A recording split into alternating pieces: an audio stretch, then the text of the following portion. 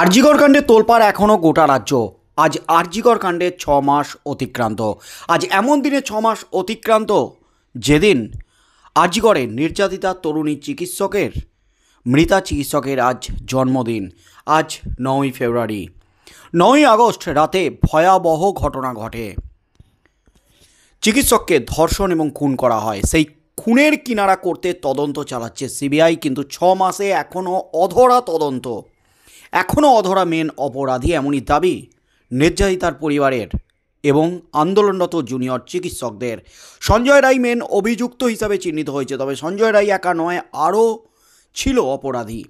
তাদের গ্রেপ্তার করতে হবে, তাদের ধরতে হবে, তাদের উপযুক্ত শাস্তির ব্যবস্থা করতে হবে। এই দাবিতে বিভিন্ন আদালতে দ্বারস্থ হচ্ছেন তিলোত্তমার বাবা মা। এমনকি আজ কলকাতার রাজপথে বড় আন্দোলনে ডাক দিয়েছেন তিলোত্তমার বাবা মা।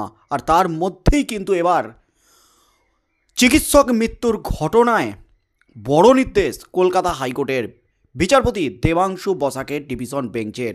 এই মুহূর্তের সবচেয়ে বড় খবর, আরজিকর কাণ্ড নিয়ে যখন তোলপাড় চলছে গোটা রাজ্যে, আরজিকর কাণ্ড নিয়ে যখন একেবারে হুলস্থুল, রাজ্য রাজনীতি চরম অস্বস্তিতে যখন রাজ্য সরকার, ঠিক সেই মুহূর্তে চিকিৎসক মৃত্যুর ঘটনায় ফের চাপে রাজ্য, ফের অস্বস্তিতে রাজ্য পুলিশ, ফের অস্বস্তিতে তদন্তকারী দল। একেবারে চরম নির্দেশ দিয়ে দিলেন, কড়া পর্যবেক্ষণ বিচারপতি দেবাংশু বসাকের ডিভিশন বেঞ্চের। যা নির্দেশ দিলেন বিচারপতি দেবাংশু বসাক, তাতেই কিন্তু নতুন করে হইচই পড়ে গেল একেবারে গোটা রাজ্য জুড়ে। শেষ হয়নি তদন্ত, জুনিয়র চিকিৎসক মৃত্যুর ঘটনায় এবার বিরাট নির্দেশ হাইকোর্টের, তাতেই কিন্তু তোলপাড়। আরজিকর ঘটনায় এখনও উত্তপ্ত রাজ্য। এরই মাঝে 3.5 বছর আগে বর্ধমান মেডিকেল কলেজে জুনিয়র চিকিৎসকের রহস্য মৃত্যুর ঘটনায় বড় নির্দেশ দিল কলকাতা হাইকোর্ট।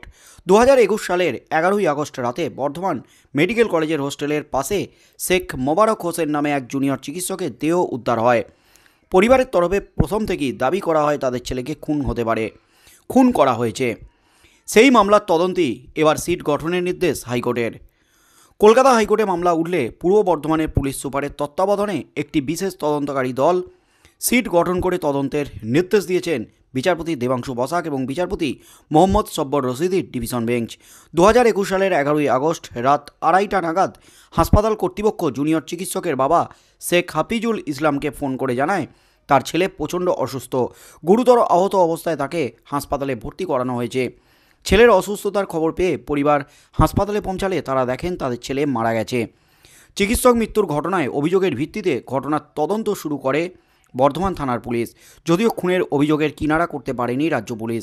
প্রথম থেকেই মৃত চিকিৎসকের পরিবারের দাবি ছিল তাদের ছেলেকে খুন করা হয়েছে। তার বাবার দাবি ছিল কলেজেরই প্রথম বর্ষের এক ছাত্রীর সঙ্গে ওই চিকিৎসকের প্রেমের সম্পর্ক ছিল। হঠাৎ ছেলের সঙ্গে সম্পর্ক রাখতে অস্বীকার করে ওই ছাত্রী। মৃত চিকিৎসককে ব্ল্যাকমেলও করত ওই ছাত্রী, এমনই অভিযোগ তোলে ওই জুনিয়র চিকিৎসকের পরিবারের আরও অভিযোগ, ছেলের হোস্টেল ছেড়ে চলে যাওয়ার জন্য তাকে শাসায় ওই ছাত্রী। চিকিৎসকের বাবার দাবি, প্রেমিকার চাপে ছেলে হোস্টেল ছেড়ে চলে যেতে অস্বীকার করাতেই সুপরিকল্পিতভাবে তাদের ছেলেকে খুন করা হয়েছে। তাদের অভিযোগ, ঘটনার আগের দিন তার ছেলেকে সিনিয়র ডাক্তারদের হোস্টেলে একটি পার্টিতে ডেকে নিয়ে গিয়ে তাকে মারধর করে এবং উপর থেকে ঠেলে ফেলে দেয়। পুলিশ তদন্ত করেও খুনের কিনারা করতে না পারায় তদন্তের গাফিলতির অভিযোগ তুলে হাইকোর্টের সিঙ্গেল বেঞ্চের দ্বারস্থ হন মৃতার বাবা। পুলিশ পাল্টা পরিবারের যুক্তি খারিজ করে আদালতকে জানায় খুনের তদন্তে যাবতীয় পদক্ষেপ করা হয়েছে। আদালতে রিপোর্ট জমা করে পুলিশ। হাইকোর্টের সিঙ্গেল বেঞ্চ মামলাটি খারিজ করে দেয়। একক বেঞ্চের রায়কে চ্যালেঞ্জ করে পাল্টা ডিভিশন বেঞ্চে যান মৃতের বাবা। সেই মামলাটিতেই এবার সিট গঠনের নির্দেশ। কেন এখনও পর্যন্ত তদন্ত শেষ হলো না, এই প্রশ্নটাই কিন্তু তুলে দিলেন বিচারপতি দেবাংশু বসাকের ডিভিশন বেঞ্চ। বিচারপতি দেবাংশু বসাক তিনি কিন্তু রাজ্য রাজনীতিতে রীতিমতো হইচই ফেলে দিয়েছেন, কারণ গত এপ্রিলে এসএসসির 26,000 শিক্ষক শিক্ষিকা শিক্ষাকর্মীর চাকরি বাতিল, 2016 সালের পুরো প্যানেল বাতিলের নির্দেশ দিয়েছিলেন। আর সেই প্যানেল বাতিলের ফলেই কিন্তু 26,000 শিক্ষক শিক্ষিকার চাকরি বাতিল হয়ে গিয়েছিল। আর এই চাকরি বাতিলের ফলে গোটা রাজ্যে ঝড় উঠে যায় লোকসভা ভোটের মাঝেই। রাজ্য সরকার ছোটে একেবারে সুপ্রিম কোর্টে।